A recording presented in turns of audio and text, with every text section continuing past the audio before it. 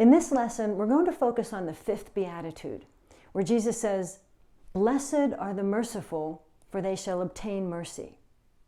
We're going to talk about this word mercy. When you have mercy on someone, it basically means that you're forgiving, you're having compassion, you're compassionate toward another person. And it's interesting that in this Beatitude, when Jesus says, "Happy are you who are merciful, you will obtain mercy," it's interesting that you don't forgive others necessarily for the other person, but rather you forgive for your own sake, for yourself, so that God will forgive you. Just think about it. If you hold on to resentment, resentment is like a spiritual disease that eats within. We've got to let that go. And mercy is the way that is the healing mechanism that heals that. Happy are you who have mercy, who show compassion to others.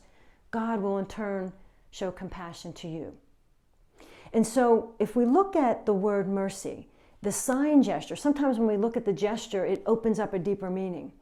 The gesture for mercy is simply to show that there's an abundance poured upon us. The Greek word for mercy comes from, it's iliason, which really means oil. Now, oil, how does that connect with mercy? Well, we know that God's holy oil, to be anointed, there's healing in that. And so to be merciful to others, God then showers mercy upon us that heals us and helps us. So that's one way to think about it. Now, in the scripture, there's a great parable that I want to read and share. And that is the parable of the Good Samaritan. So this is how it goes from the Gospel of Luke. Jesus says, "A man was going down from Jerusalem to Jericho and fell into the hands of robbers, who stripped him, beat him, and went away, leaving him half dead. Now, by chance, a priest was going down the road, and when he saw him, he passed by on the other side. So likewise, a Levite, when he came to the place and saw him, passed by on the other side. But a Samaritan, while traveling, came near. He saw him. He was moved with pity. He went to him and bandaged his wounds, having poured oil and wine on them. Then he put him on his own animal, brought him to an inn, and took care of him. The next day he took out 2 denarii, gave them to the innkeeper, and said, 'Take care of him, and when I come back, I will repay you whatever more you spend.' Now Jesus says, which of these do you think was neighbor to the man who fell into the hands of the robber?" In other words, which one showed mercy? He said, "The one who showed him mercy." Jesus said, "Now go and do the same."